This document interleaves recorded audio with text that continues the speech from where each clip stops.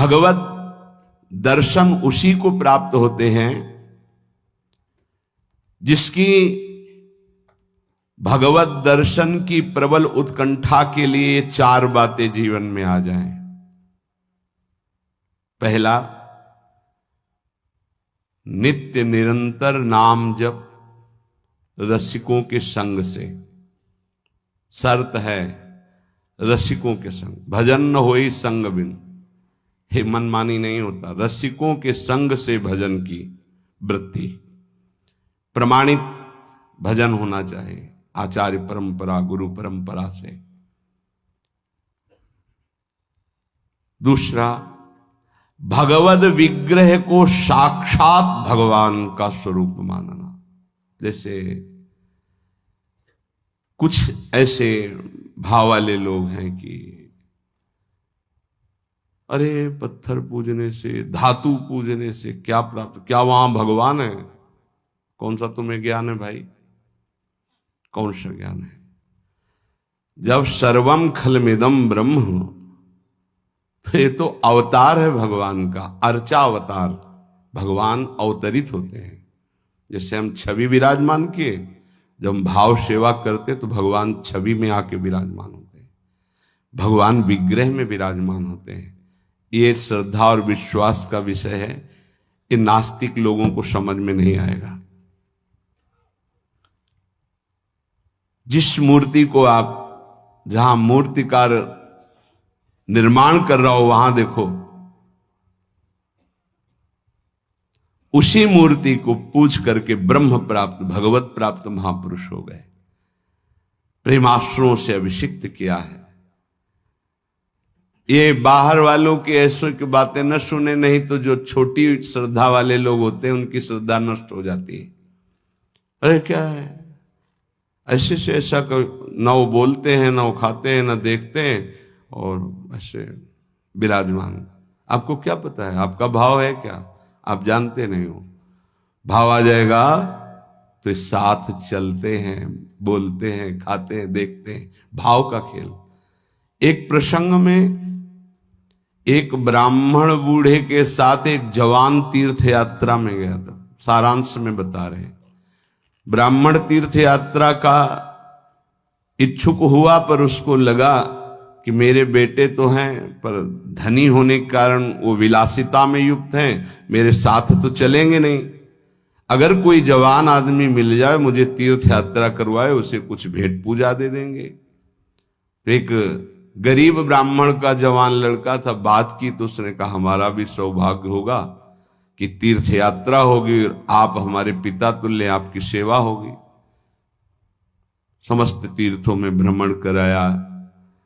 जब वृंदावन आए तो बहुत सेवा उसने की।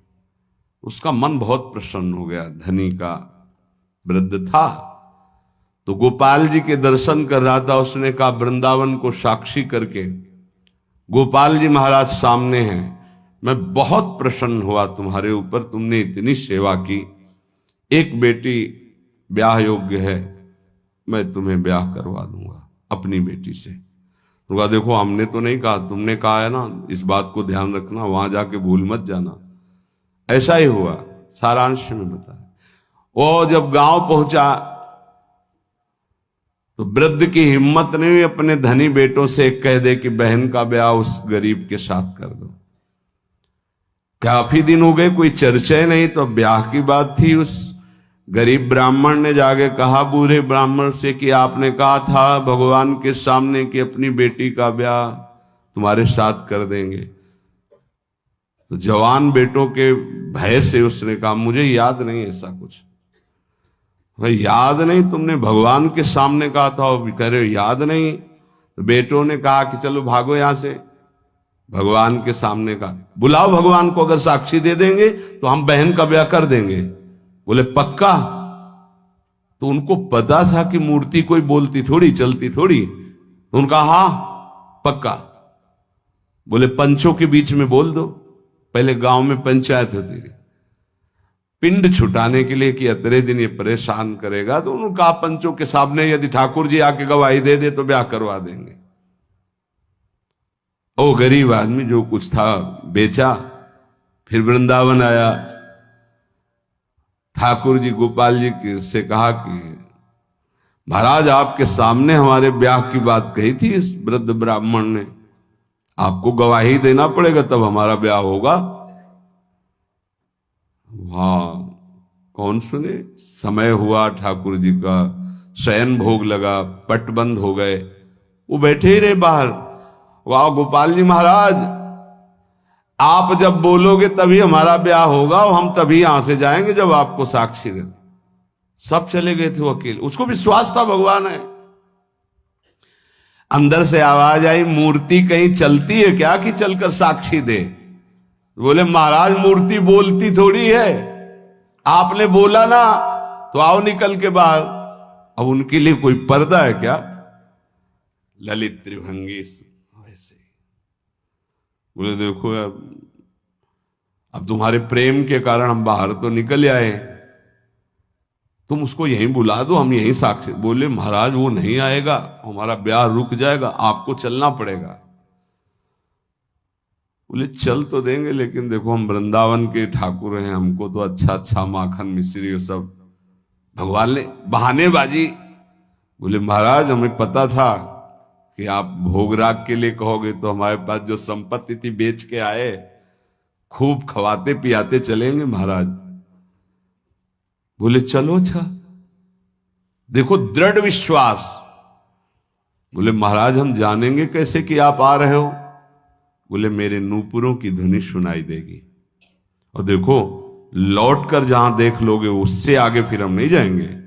ठीक है महाराज, जब भोग लगाने का समय आएगा तो हम बोल देंगे, तब तुम हमारा भोग लगाना, और जब हम चलेंगे तो लौट कर पीछे नहीं देखोगे। ठीक है महाराज। अपने प्रांत पहुंचे, उड़ीसा प्रांत। गांव जब नजदीक रह गया तो सोचा मुड़ के तो देखे, केवल पायले धुनी है, ठाकुर जी भी है। मुड़ के देखा तो श्याम घन साक्षात प्रभु। प्रभु ने कहा देखो तुमने वादा तोड़ दिया, अब हम यहां से नहीं जाएंगे। बोले महाराज अब तो कोई बात नहीं। गांव में दौड़ के गया, गोपाल जी आए, प्रभु आए साक्षी देने के लिए मेरे ब्याह के लिए। पूरा नगर दौड़ पड़ा, पंचायत के सब ने देखा प्रभु विराजमान। अब किसी की हिम्मत थोड़ी थी कि पूछ ले, जबरदस्ती उस बुड्ढे से कहा ब्याह करो भगवान वृंदावन से साक्षी। आज भी साक्षी गोपाल के रूप में भगवान विराजमान। क्या हुआ? जिसे तुम मूर्ति समझते वो चल के उड़ीसा तक गए और गवाही दी। विट्ठल भगवान बातचीत करते थे तुकाराम जी से, नामदेव जी से, इन बड़े बड़े संतों से। हरिवंश महाप्रभु, सेवक जी महाराज, बंचंद महाप्रभु तक बातचीत करते थे राधा वल्लभ लाल जी। प्रगट में एक बार मोहन चंद जी महाराज महाप्रभु के सबसे छोटे लाडले पुत्र थे। महाप्रभु राधा वल्लभ जी की सेवा परिचर्या में थे, तो एक पात्र कटोरा था राधा वल्लभ जी की सेवा का, उसमें चरण छू गया श्री मोहन चंद जी का। महाप्रभु ने एक शपथ मारी, प्रभु के पात्रों को ऐसे। राधा वल्लभ जी के जब पत्रावली कर रहे थे तो कपोल में अंगुली बनी, तो उनका जय जय आप। तो बोले मोहन चंद के रूप में मैं ही तो अब खेल रहा हूं अपने पात्र, तुमने वहां मारा मुझे देखो लगा। महाप्रभु ने कहा क्षमा कीजिए प्रभु, ऐसी तन्मयता मोहन चंद जी की आप में है ये मुझे पता नहीं था। ऐसा महाप्रभु से बात, स्वामी जी से, बिहारी देव जी से बिहारी जी बात करते थे। आज भी महापुरुषों से प्रभु बात कर। ये केवल मूर्ति छवि का विषय नहीं होता। ये अज्ञानी जीव जो हैं ये केवल तर्क विवाद में फंसे रहते। श्रद्धा में तर्क विवाद नहीं होता। ये तर्क विवाद जहां होने लगे, ऐसी कोई वार्ता होने लगे, श्रद्धालु उपासक को बिल्कुल हट जाना चाहिए। भगवत दर्शन किसको प्राप्त होते हैं? पहला, जो रसिक महापुरुषों के गुरुदेव के अनुसार भजन करता, नाम जप, मंत्र जप। दूसरा, भगवद विग्रह को साक्षात प्रभु मान करके। कहो सो कहां जहां प्रभु नाही, जब सर्वत्र प्रभु है तब तो हमने प्रभु का श्री विग्रह, अर्चा विग्रह, ये अर्चा अवतार है भगवान का। इनको विराजमान किया, साक्षात मेरे प्रभु हैं। ये बाहरी दर्शन है। तीसरा, प्रभु को अर्पित किए हुए प्रसाद के अलावा अरुचि होना। कुछ भी ऐसा जो हम प्रभु को अर्पित नहीं कर सकते वो हम नहीं पा सकते। प्रभु को अर्पित ना की हुई चाहे अमृत पड़ी हुई वस्तु हो, हमारी बिल्कुल श्रद्धा और रुचि नहीं। हमारे प्रियालाल ने नहीं पाया तो हम उसे चख नहीं सकते। ये भगवत प्राप्ति, भगवत दर्शन के लिए बहुत आवश्यक है।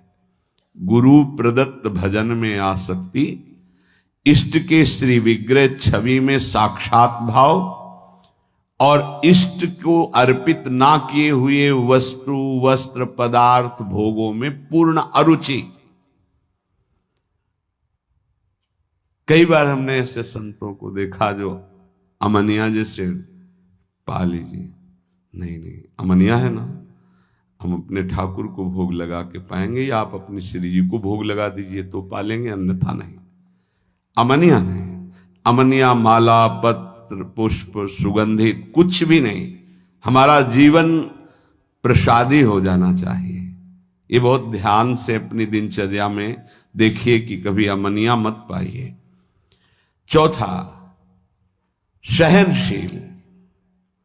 ये बहुत आवश्यक है। बहुत सहनशील उपासक को होना चाहिए। जितना सहोगे उतनी भक्ति प्रकाशित होगी। सहत सहत बाढ़े भगति, गृह तनु गुरु हितगार। गुरुदेव को समर्पित जीवन और सहनशीलता, निश्चित भगवत दर्शन। चार बातों से निश्चित भगवत दर्शन हो जाता है। श्री भगवान कहते हैं कि हे अर्जुन, हमारे तुम्हारे बहुत जन्म हो चुके हैं, उनको तुम नहीं जानते, हम जानते हैं। हमारा जन्म होता है स्वेच्छा से, अपनी इच्छा से। तुम्हारा जन्म होता है कर्म बंधनों से। अजोपि सन्न्य व्ययात्मा भूतानामीश्वरोऽपि सन् प्रकृतिं स्वामधिष्ठाय संभवाम्यात्म मायया। मैं अजन्मा हूं, अविनाशी हूं। अजन्मा और अविनाशी होते हुए भी संपूर्ण प्राणियों का महान ईश्वर हूं। संपूर्ण प्राणियों का शासक होते हुए भी प्रकृति को अपने अधीन करके मैं समय समय पर प्रकट होता हूं। श्री भगवान कह रहे, अजोपि सन्न्य व्ययात्मा।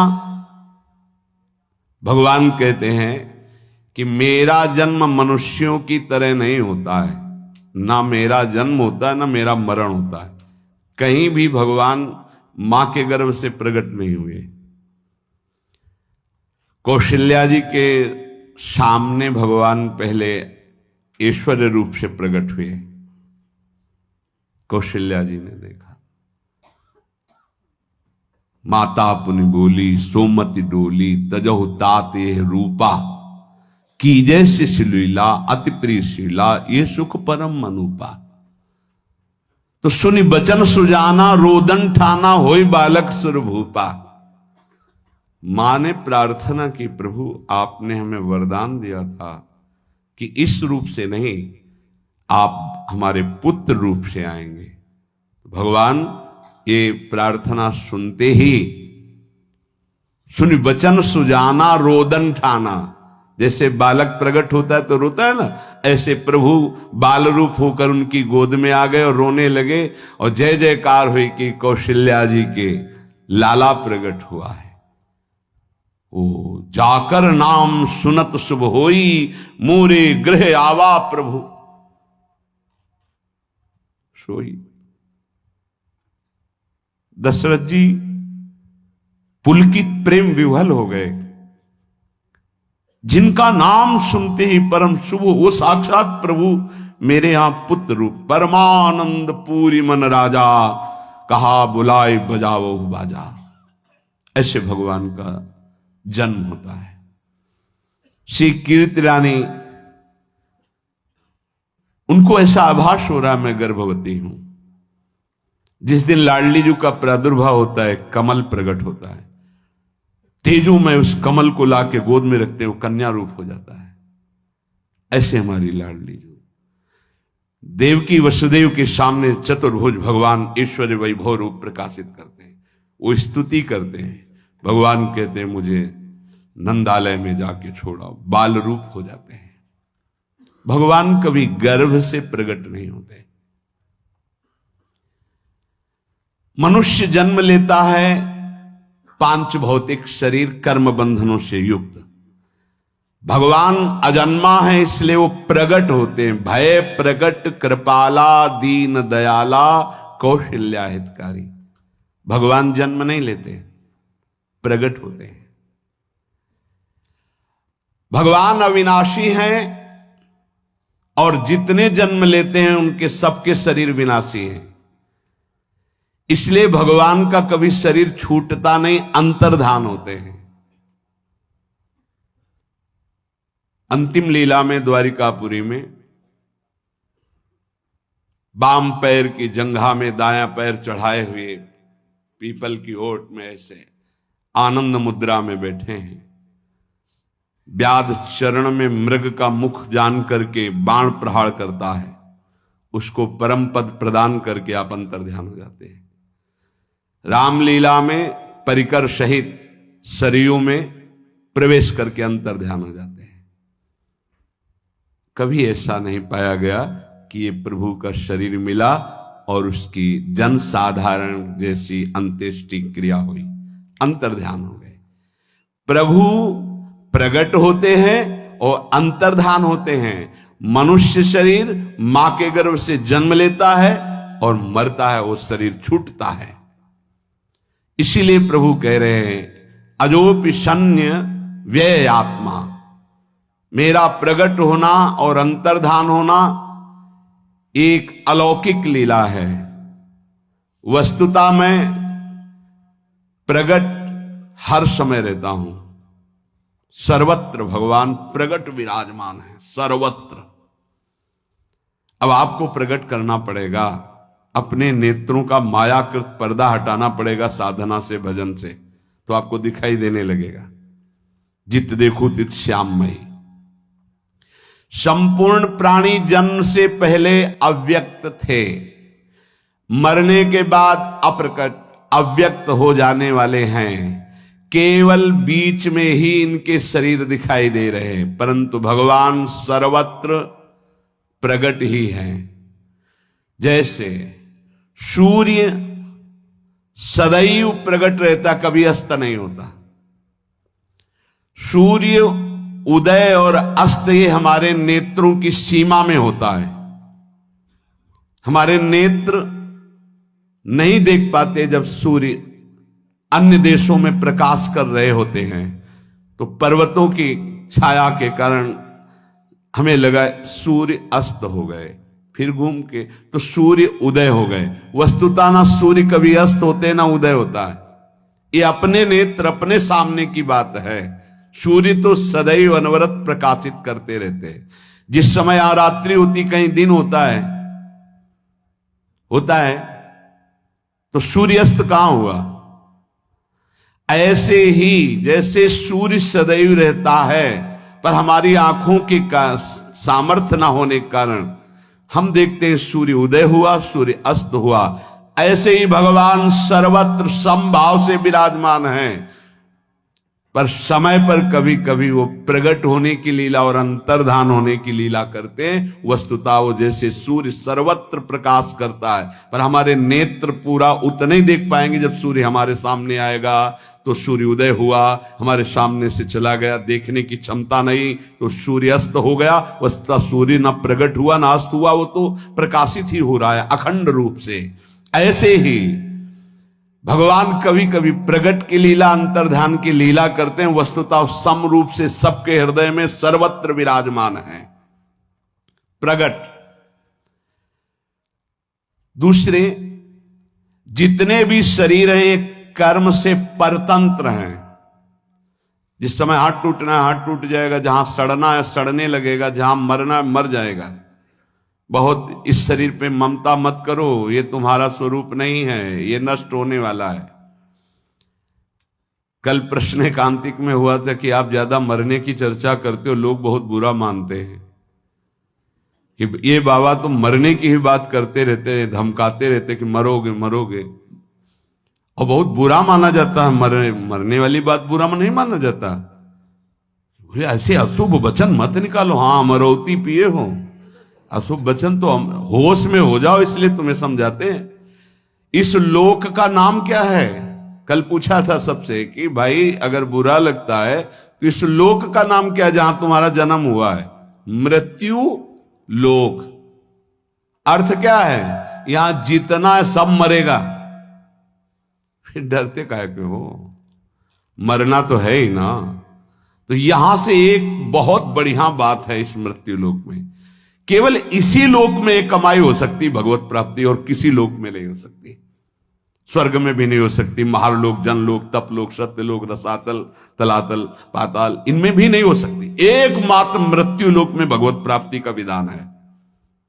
कितना बढ़िया जगह हमें जन्म मिला है, लेकिन बहुत घटिया ये कि टिकोगे नहीं, तुम्हारा शरीर नष्ट होगा, तुम्हारे सब व्यवहारी मित्र प्रिय पदार्थ सब नष्ट होगा एक दिन। इसका नाम मृत्यु लोक है। परतंत्र हो, भगवान का जन्म ऐसे, भगवान का प्रादुर्भाव ऐसे नहीं होता। कर्मों की परतंत्रता से नहीं, वो स्वतंत्रता से आते। कर्मों की परतंत्रता वाले शरीर में दो ही बातें देखी जाती है, अनुकूलता प्रतिकूलता, सुख दुख, लाभ हानि, जय पराजय, अर्थात द्वंद्वों से युक्त। और भगवान द्वंद्वातीत सच्चिदानंद वपु धारण करते, चिन्मय। दूसरे जब शरीर जन्मते हैं तो उनकी अवस्था के अनुसार परिवर्तन होता चला जाता है, जैसे शिशु, बालक, किशोर, जवान, बूढ़े। पर भगवान जब प्रकट होते तो ऐसा नहीं होता। भगवान बाल्यावस्था से किशोर अवस्था तक बढ़ने की लीला करते हैं, बस इसके बाद नहीं। नव किशोर हर समय बने रहते हैं। जैसे राम जी 10,000 वर्ष राज्य किया, नव किशोर। जैसे श्याम जी 125 वर्ष, तो नव किशोर। भगवान के दाढ़ी मूछ नहीं निकलती, क्योंकि हर समय नव किशोर रहते हैं। अगर कोई दाढ़ी मूछ वाले भगवान दिखावे बना करके तो वो कल्पना है उसकी, ऐसा नहीं। भगवान के श्री अंग में कभी रक्त मांस हड्डी ये सब नहीं। सच्चिदानंद वपु नौ किशोर अवस्था तक बढ़ते हैं। नौ किशोर अवस्था 14, 15, 16 बस। मुकुलित नौ वय किशोर, तारुण्य प्रथम प्रवेश समय यस्या मां माधुरी। जवानी की प्रथम भूमिका नव किशोर अवस्था कहते हैं। सैकड़ों वर्ष बीतने पर भी भगवान के स्वरूप में नव किशोर ही रहते हैं, कभी दाढ़ी मूछ नहीं आती। कभी ऐसे चित्र स्वीकार नहीं करने चाहिए जिनमें भगवान की दाढ़ी मूछ हो। भगवान के शरीर में जैसे युद्ध क्षेत्र में बाण, तो उसमें रक्त स्राव नहीं होता, क्योंकि चिन्मय, बाण प्रवेश ही नहीं करता, चिन्मय लीला करते हैं केवल। दूसरे प्राणियों की तरह भगवान का जन्म नहीं होता, भगवान के शरीर का परिवर्तन नहीं होता, भगवान के शरीर का मृत्यु स्पर्श नहीं करती। चिन्मय चिदानंद में भूतानाम ईश्वरोपिशन, प्राणी मात्र के जितने भी शासक हैं उन सबको भगवान ने स्थापित किया है। वरुण, वायु, अग्नि, ये सब लोकपाल, यहां तक कि ब्रह्मा जी, उन सब शासकों के परम शासक भगवान श्री कृष्ण हैं। ये अवतार लेते हैं, अर्थात अपनी महिमा से उतरते हैं और छोटे बन जाते हैं। परंतु छोटे बनने पर भी शासक भाव इनका नहीं जाता, ये शासक ही रहते हैं, ईश्वरों के भी महान ईश्वर हैं। भगवान शंकर जी आकर के मैया से हठ करते हैं कि हम एक जंत्र गंडा बना के लाए हैं, अगर गले में बालक के बांध दिया जाए तो नजर नहीं लगेगी, पर न्यौछावर में तुम्हें बालक के चरण माथे पे छुआने पड़ेंगे। शासक जो शिव शनकादि का भी शासन करते हैं, इनके नवीन बालक रूप में भी शासनपना दिखाई देता है। जैसे अभी 6 दिन के हुए और पूतना महाभयानक राक्षसी, कहीं 6 कोष का विस्तार बताया जाता है शरीर का, और इसमें 2.5 योजन लिखा हुआ है। पूतना का शरीर 2.5 योजन, 4 दूने 8 और आधा 10, मतलब 10 कोष का विशाल का है शरीर। महान भयंकर बलशाली पूतना, और प्रभु छोटे से गोपाल जी 6 दिन के छठी का उत्सव हो रहा है। देखो ईश्वरत्व का भाव, छठी के दिन पूतना मारने आती है और मार आप देते हैं, हलाहल जहर पिलाती, कोई असर नहीं होता, क्योंकि भूतानाम ईश्वरोपिशान, ईश्वरों के भी ईश्वर हैं ये। 3 महीने के थे शकटासुर का उद्धार, 1 वर्ष के थे तृणावर्त जो उड़ा के आकाश में ले गया था, 5 वर्ष की अवस्था में जिससे देवता भी कांपते थे महाभयानक अघासुर, बाल्यावस्था में बड़े बड़े अघासुर बकासुर, इन सबको परम पद प्रदान किया मारकर। अभी लालजू की 7 वर्ष की अवस्था है और गोवर्धन महाराज को इस छिंगुनी पे 7 दिन 7 रात्रि ऐसे, अब भी 21 किलोमीटर के हैं महाराज गिरिराज जी महाराज, अब भी 21 किलो, जबकि तिल तिल घट रहे तब अब भी 21 किलोमीटर के हैं। संपूर्ण ब्रजमंडल पशु पक्षियों से सुरक्षित गिरिराज जी की तलहटी में 7 दिन 7 रात, ईश्वरों के ईश्वर, संपूर्ण प्राणियों के ईश्वरों के ईश्वर होते हुए भी भगवान अवतार के समय छोटे से छोटे बन जाते हैं और छोटी सी छोटी बात के लिए रोते नजर आते हैं। यही भगवान की भगवत्ता है, इस लीला को समझ पाना बहुत कठिन है। जिनका भ्रकुटी टेढ़ा हो जाने पर काल भी थर्रा उठता है, मैया की एक फूल की छड़ी देखकर आंखें मलते, काजर पूरे कपोल पे आ जाता है, वैसे देखते कि कहीं पिटने का नंबर तो नहीं। ये हमारे भगवान की उतरने की शोभा है, अवतार अपनी महिमा से उतरने। बड़े बड़े ऋषि मुनि जिनके चरणों की वंदना करते, अर्जुन आदेश करते हैं, केशव मेरे रथ को दोनों सेनाओं के बीच में खड़ा करो, जो आज्ञा। और वहां एक कौल है, ईश्वरों के भी महान ईश्वर,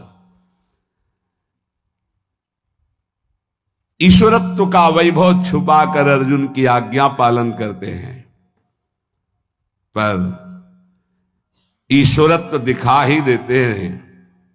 विराट रूप, कांप गए अर्जुन, अरे मैं आपको सखा कहता था, आप कृष्ण कहता था, प्रभु मुझे क्षमा करना, मैं आपको नहीं जानता। गीता जैसे महान शुद्ध ज्ञान का उपदेश किया। रामावतार में महाराज दशरथ की आज्ञा का पालन करने के लिए 14 वर्ष विशेष उदासी तापसी रूप में, तपस्वी रूप में वन वन भ्रमण किया। भगवान ईश्वरत्व का भाव वहां भी दिखाते हैं। चरण स्पर्श मात्र से अहिल्या जी का उद्धार करते हैं। बड़े बड़े सुबाहुवाद, बड़े बड़े असुरों का वध भगवान करते नजर आते हैं, कभी विश्वामित्र जी के साथ, कभी भगवान की भगवत्ता प्रकाशित ही हो जाती है। प्रकृतिम स्वामधिष्ठाय, सतोगुण रजोगुण तमोगुण, ये तीनों गुणों से संपूर्ण सृष्टि रची है। लेकिन इन तीनों गुणों का जिससे प्रादुर्भाव हुआ है वो मूल प्रकृति शुद्ध ब्रह्ममय है। वो भगवान उस मूल प्रकृति के साथ सच्चिदानंद घन स्वरूप स्वयं प्रकाशित होते हैं। त्रिगुणात्मिका मलिन माया से भगवान की रचना नहीं। चिन्मय शक्ति, कृपा शक्ति जब अवतरित होती है उपासक के हृदय में, तब वो जान पाता है इस भगवान की महामहिमा को। संधिनी शक्ति, संवित शक्ति, आह्लादनी दिव्य दिव्य शक्तियां भगवान की हैं। जहां भगवान से अभेद भक्ति की जाती है तो वही ब्रह्म विद्या रूप होकर प्रकाशित होती है, और जब भेद भक्ति की जाती है तो वही भक्ति रूप प्रकाशित होती है। वही मूल प्रकृति जिससे त्रिगुणात्मिका माया प्रकट हुई है, उस मूल प्रकृति के साथ भगवान अवतरित होते हैं। इसीलिए जब भगवान रामावतार में कह रहे हैं आदि शक्ति जे ही जग उपजाया, सो अवतरी ही मोरी यह माया। मूल प्रकृति ईश्वरी जिनसे त्रिगुणात्मिका प्रकृति प्रकट हुई है, बोले यही आद्या शक्ति मेरे साथ प्रकट होंगी, जो सिया जी के रूप में राम जी कह रहे आदि शक्ति जे जग उपजाया, सो अवतरी मोरिया। भगवान की माया के दो स्वरूप हैं। एक है जिसने त्रिगुणात्मिका माया को प्रकट किया, वो मूल प्रकृति ईश्वरी ब्रह्ममय प्रकृति भगवान की शक्ति है। अग्नि में जैसे दो शक्तियां रहती है, एक प्रकाशिका और एक दाहिका। प्रकाशिका शक्ति अंधकार को दूर करके प्रकाश करती है, भय मिटाती है, और दाहिका शक्ति जला देती है, वस्तु को पका देती है और शीतलता दूर करती है, ठंडी दूर करती है। ये दोनों शक्तियां अग्नि से भिन्न भी नहीं है और अभिन्न भी नहीं है। भिन्न इसलिए नहीं है कि वो अग्नि स्वरूप ही है, भिन्न इसलिए नहीं है,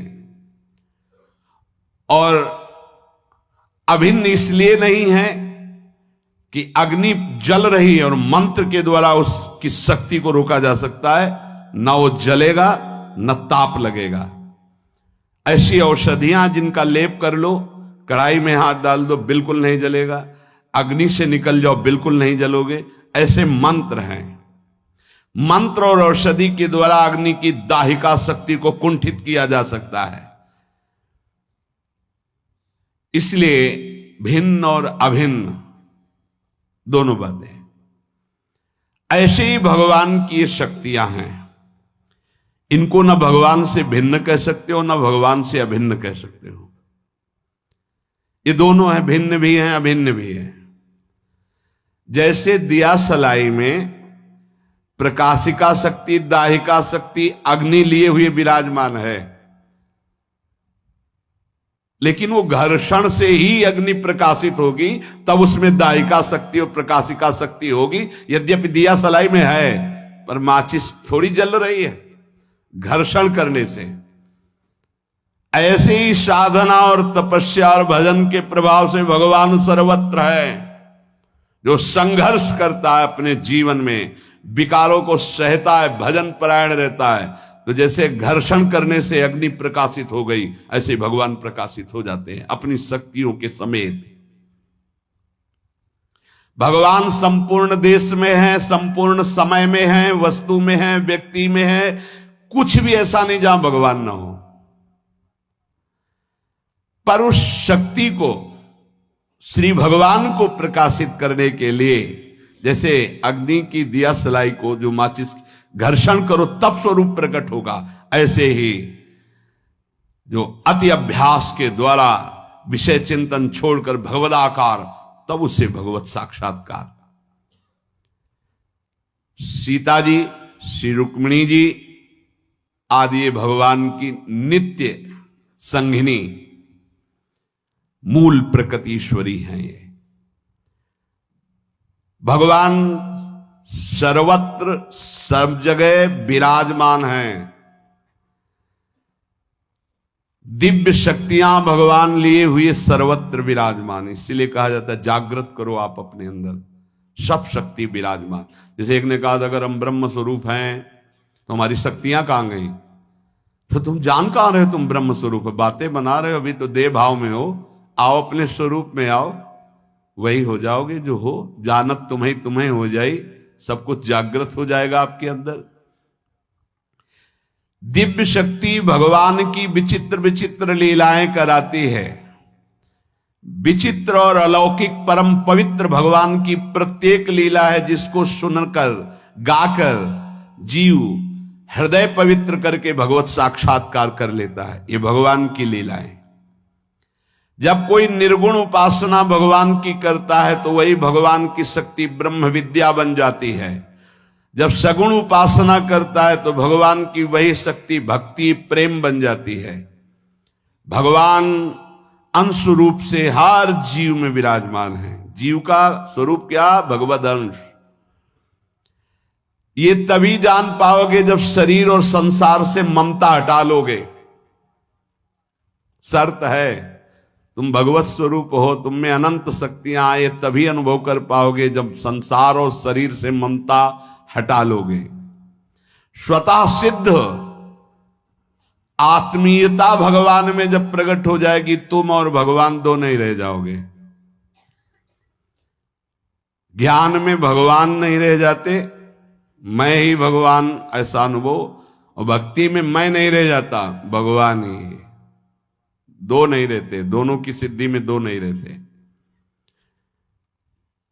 भगवान की शक्ति जब भक्ति रूप में प्रकट होती है तो बड़ी ही विलक्षण होती है।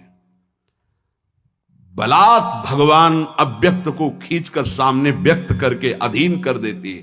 भक्ति बड़ी पावरफुल शक्ति है। ये भक्ति भगवान को अधीन कर ले, ऐसी सामर्थ्य भक्ति महारानी में।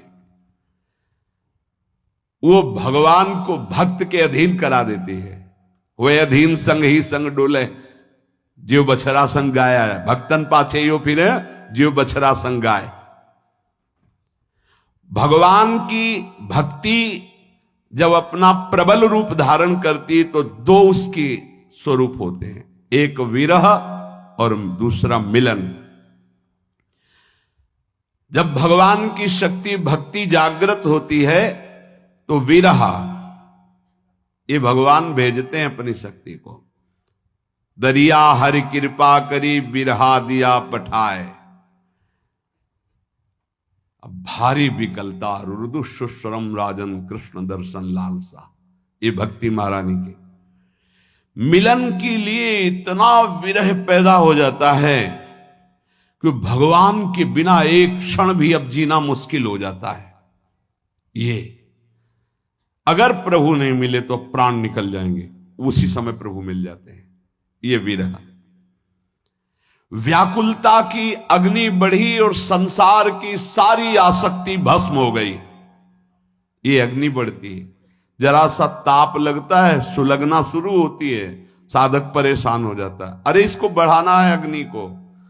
ये इतनी जलन बढ़ जाए कि अब भगवान के सिवा कहीं मिटेगी नहीं और अब जी भी नहीं सकता। तब जाकर भगवत साक्षात्कार होता है। भगवत मिलन की व्याकुलता की अग्नि में संसार की आसक्ति जल गई और भगवान को भक्ति ने अधीन करके प्रकाशित कर दिया।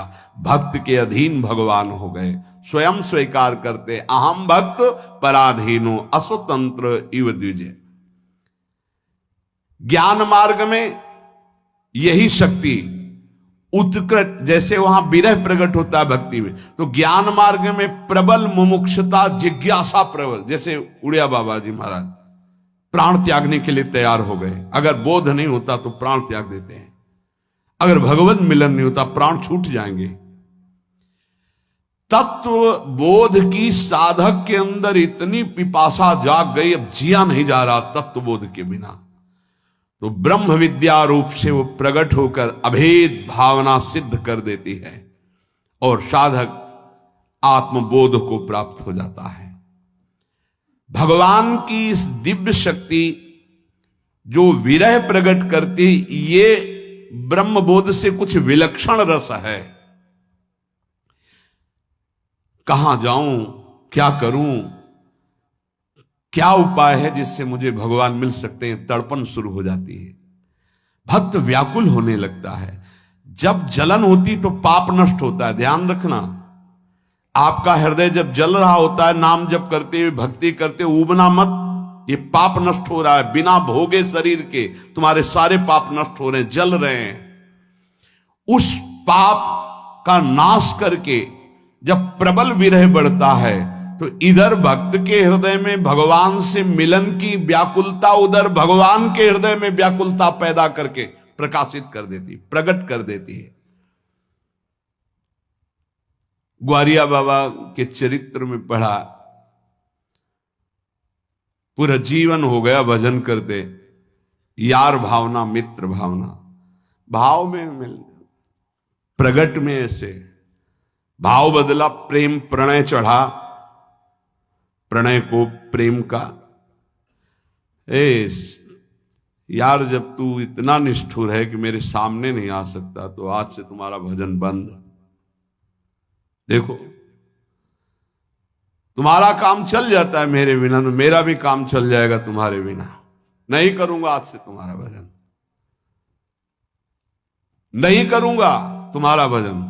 ये भजन नहीं हो रहा और क्या रहा, हर समय बातचीत, उनका चिंतन। तुम्हारा काम चल जाता है ना हमारे बिना, हमारा भी काम चल जाएगा। न खाना न पीना, भारी भारी व्याकुलता। आवाज आई पीछे से संध्या के समय, एक ग्वारिया। नियम लिया था, उनको पता था आएगा, क्योंकि भाव में तो आते ही थे। अगर आए ना तो बात नहीं करूंगा, देखूंगा भी नहीं। ए सारे ग्वारिया, हमारे ब्रज में बहुत प्यार से कहा जाता है, सारे, प्यार की भाषा है यहां। पीछे मुड़ के, अरे मेरा यार, दौड़ पड़े, गले से जाके लगाया, ये जैसे प्यासा। फिर याद आया, हमने तो नियम लिया था कि इसको देखेंगे नहीं, बोलेंगे नहीं, हट गए। प्रभु अचला पड़े, क्यों नाराज होते? बोले इतने दिन हो गए, क्यों नहीं मिले अभी तक? बोले तुम मिलने के लिए ऐसे व्याकुल कहां थे? अब तुम्हारी व्याकुलता बढ़ी तो वही व्याकुलता मेरे अंदर आ गई। बोले देखो अब तुम्हें प्रतिपल हमारे साथ रहना, मैं तो था, हूं, रहूंगा। आप जब चाहोगे इस रूप में मैं मिलूंगा। इतने कृपालु। अब वो व्याकुलता इतनी बढ़ जाती कि कोई विवेक विचार काम नहीं करता। समझाओ उसको, कुछ समझ में नहीं आएगा, बस मुझे चाहिए, प्रभु चाहिए। वो व्याकुलता, जलन उसके पापों का नाश करके भगवान के अंदर व्याकुलता पैदा करके भगवत साक्षात्कार करा देती है। भगवान अपनी प्रकृति को अधीन करके अवतार लेते हैं, अलौकिक लीलाएं करते हैं। भगवान जैसा करते हैं वैसा करने की सामर्थ्य किसी में है नहीं, कोई कर भी नहीं सकता। भगवान की लीलाओं का गायन करे, भगवान की लीलाओं के गायन से मोहमल का नाश हो जाता है, अज्ञान का नाश हो जाता है। अब जैसे कोई, अरे चोरी तो भगवान ने भी माखन चोरी की है। चोरी होती है वस्तु की प्रियता और अभाव में। है नहीं बेचारे के पास, वो वस्तु प्रिय लग रही तो अब क्या करे, चोरी करेगा ही। तो नंद बाबा के यहां लाखों में गैया थी और कुंडों में दही दूध था। लाला अगर दिन भर स्नान करे तो भी था, अभाव तो था नहीं। और भगवान को भाव प्रिय है, माखन प्रिय है नहीं। वो कह रहे हैं भाव का भूखा हूं मैं, दोनों बातें। अभाव नहीं है जहां भगवान प्रकट हुए हैं। बाबा के केवल 9 लाख गौवें थी, नंद बाबा के, फिर और भाइयों के भी, और सब पूरे ब्रज के लाडले श्री लालजू महाराज थे। तो बाबा के यहां दूध, दही, घी, मक्खन, इनके कुंड थे, कोई कमी थी क्या? गोपी जनों के भाव का, जो जैसे यशोदा मैया को सुख देते हैं लालन, वैसे हमें भी सुख दें, उसकी पूर्ति के लिए उनके घरों में। गोपी कौन है? महान तपस्वी दंडकारण्य के, जिन्होंने आकांक्षा की भगवान की भुजाओं से लगने की। वो महान वेद की ऋचाएं जिन्हें नेति नेति कहते, भगवान ने उनको सुख। गोपी की स्थिति जहां उद्धव शनकादि वंदना करते हैं, वो सब परमात्म स्वरूप हैं। भगवान स्वप्रतिबिंब विभ्रमा, जैसे अपने प्रतिबिंब से खेला जाता है, ऐसे वो अपने आप से अपने आप में खेल रहे। कैसे कोई कैसे कोई इस बात को समझ सकता? भगवान की समानता। कालिया दह का एक बूंद पानी भी हजारों को मार सकता था, इतना जहरीला था। ऊपर से पक्षी उड़ करके जाते तो बीच में गिर के मर जाते थे। उसमें कलोले करके कालिया का मर्दन करके निकाला। अनुकरण कर सकते हो। दावानल को मुंह से पी गए, अनुकरण कर सकते हो। 100 ग्राम का वजन 7 दिन 7 रात्रि अंगुली में उठा के देखो गिरिराज महाराज को, भगवान का अनुकरण कर सकते हो। इसीलिए या कहते हैं भगवान अपनी शक्ति से उतरते हैं। गिरिराज जी उठा लेना भगवान के लिए कोई बड़ी बात है? शेष भगवान के रूप में अनंत ब्रह्मांडों को सरसों के दाने के समान अपने माथे पे रोके हुए हैं। वही भगवान यदि गिरिराज जी उठा लेते तो कोई आश्चर्य थोड़ी होता है। आश्चर्य होता है वो भगवान अर्जुन का रथ हाँक रहे हैं। आश्चर्य होता है वो भगवान त्रिलोचन जी के यहां नौकर बन करके। आश्चर्य होता है वो भगवान माधोदास बाबा की लंगोटी धो रहे हैं। आश्चर्य होता है वो भक्तों के लिए चरण चाप रहे हैं। ये सर्वाश्चर्यमयी बात, ऐसा महान ईश्वर अपने भक्तों के लिए कैसे अधीन हो जाता है। जैसे संसार में स्त्री और पुरुष 2 होते हैं, ऐसे भगवान की लीला में 2 नहीं होते। जैसे निकुंज रस में हमने बताया सब एक मन वाले हैं, दिखाई दे रही असंख्यों सखिया, लेकिन मन एक ही है सबका। श्री जी और लालजू ये कोई स्त्री पुरुष नहीं है। एयम राधा यश्च कृष्णो रसाब्धिर देहश्चैका क्रीडनार्थम द्विधा भूत। ये जो श्री जी हैं यही लालजू हैं, ये जो लालजू हैं यही श्री जी हैं।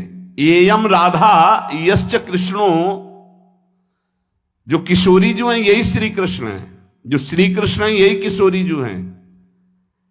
रसाब्धिर देहश्चैका क्रीडनार्थम द्विधा भूत। ये रस समुद्र परम तत्व खेल के लिए 2 रूपों में हो गए, श्री जी के रूप में और लालजू के रूप में। कभी स्त्री पुरुष की भावना न करे प्रभु में। जैसे ज्ञान में द्वैत से अद्वैत में स्थित होकर मुक्त हो जाता है, तो भक्ति में द्वैत से अद्वैत और अद्वैत से द्वैत होकर रसास्वादन करता है। ये आगे की बात है। द्वैत से अद्वैत और अद्वैत से द्वैत होकर भक्ति का अद्वैत, ये ज्ञान के अद्वैत से भी आगे है।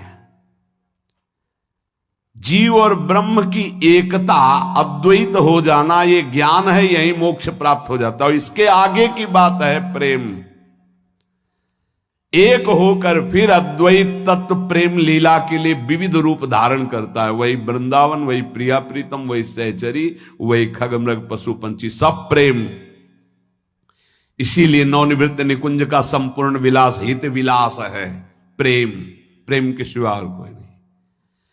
प्रेम का आस्वादन, हित का आस्वादन करने के लिए भगवान ये लीला अवतार लेकर प्रकट करते हैं कि जीव हमारी लीला को गाकर सुनकर इस प्रेम को प्राप्त कर ले।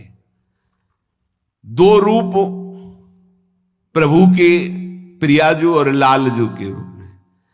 इसमें कौन छोटा कौन बड़ा, कौन प्रेमी कौन प्रेमास्पद, आज तक पता नहीं चल पाया।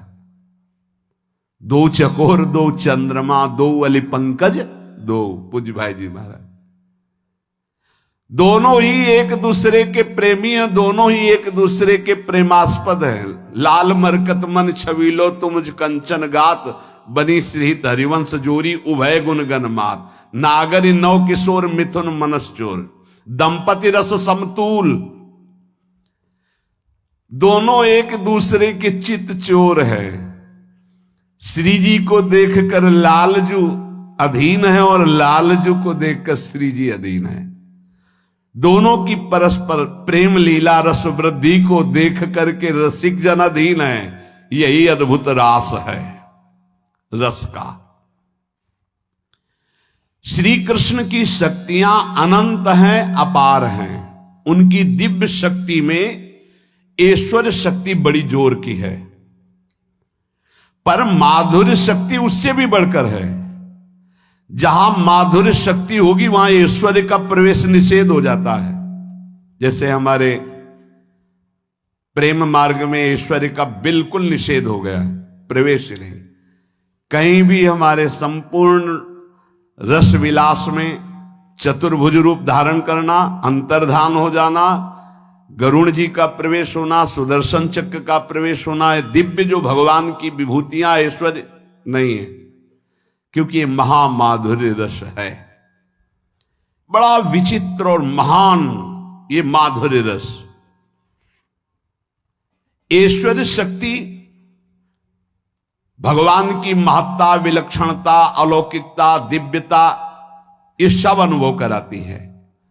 माधुर्य शक्ति प्रियता, मेरे प्रभु, ऐश्वर्य का भूल जाना और माधुर्य में आसक्त करा दे, मेरे प्राण प्रीतम, मेरे स्वामी, मेरे यार,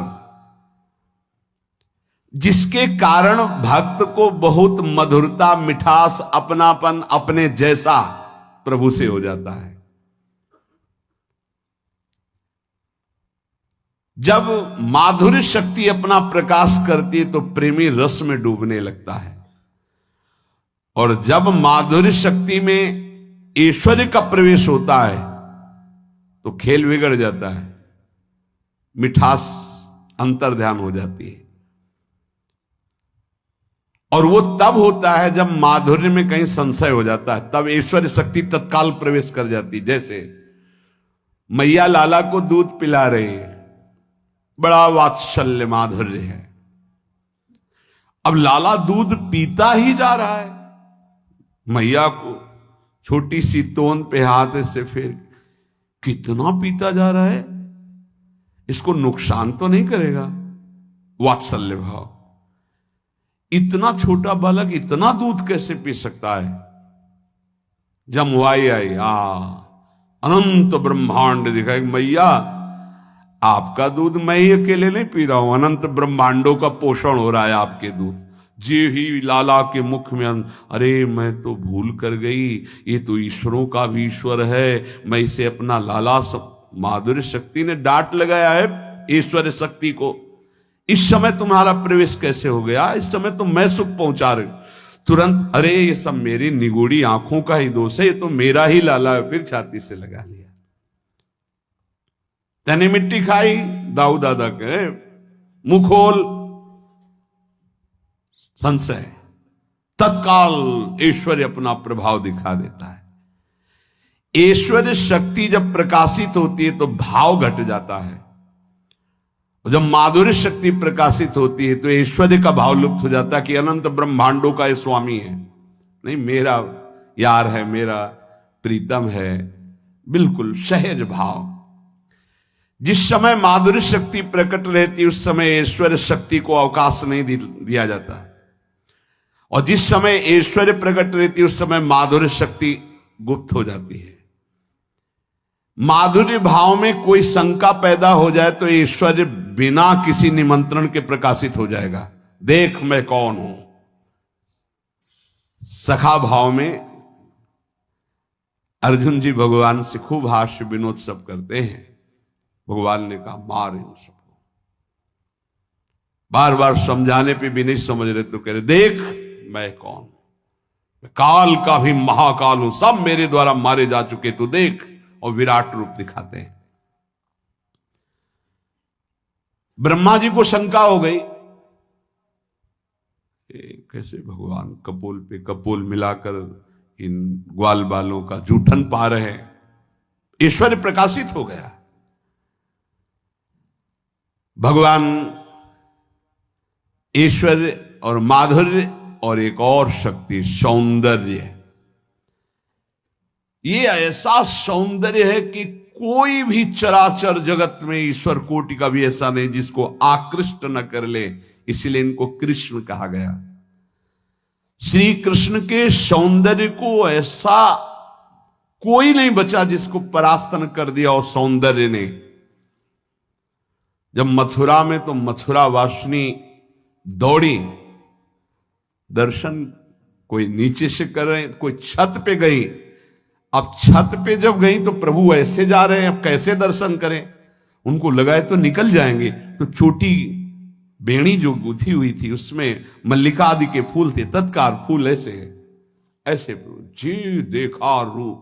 तो कह रहे गोप्यस्तपहा किम चरन यद मुष्य रूपम लावण्य सारमसमोर्ध मनन सिद्धम द्रग्भी पिबन्त्यनुसवाभिनवम दुरापो मेकांत धाम यशसः श्रिय ईश्वरस्य।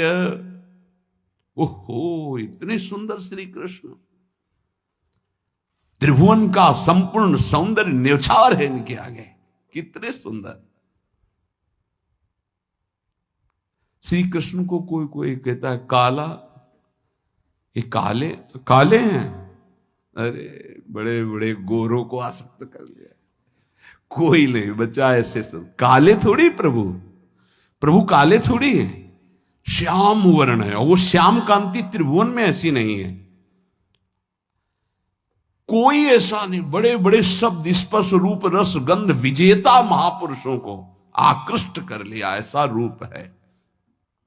तो देखो हमारी प्रियाजू से बढ़कर तो कोई सुंदर है नहीं, लेकिन हमारी प्रियाजू भी नृत्य कर रही थे कहत चहत प्रीतम दिसी बदन चंद्र मनोत्रसित चकोरी।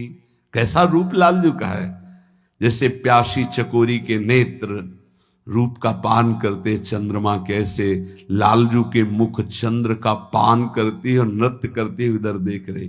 थे कहेत चहेत प्रीतम दिसी बदन चंद्र मनोत्रसित चकोरी सुधंग नाचत नवल किशोरी।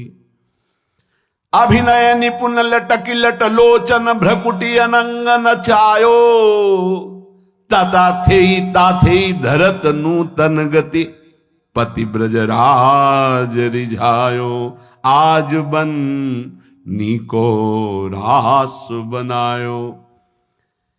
मथुरा वासिनी कहती कि सृष्टि का सौंदर्य इनके आगे कण मात्र भी नहीं है सखी।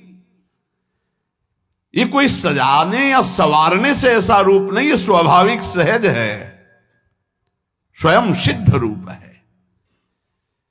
इस रूप को तो देखते देखते ऐसी प्यास बढ़ गई कि तृप्ति ही नहीं हो रही। क्यों? क्योंकि ये प्रतिक्षण नवीन हो रहा है। दृग्भी पिबन्त्यनुसवाभिनवम दुरापो नवम नवम, प्यास बढ़ती जा रही नेत्रों की। ये समग्र यश सौंदर्य ऐश्वर्य इनके आश्रित है। मेकांत धाम यशसा स्त्रीय ऐश्वर्य। आज मैंने इनके रूप को देखा, आज लग रहा है कि गोपियों ने कौन सा तप किया जो इनका आलिंगन पाया, अधरामृत पाया, इनके चरणों को अपने वक्षा स्थल में रख। ये बड़े बड़े उद्धव परमहंसों ने गोपी प्रेम को क्या समझे लोग, कोई ये स्त्री पुरुष का विलास है।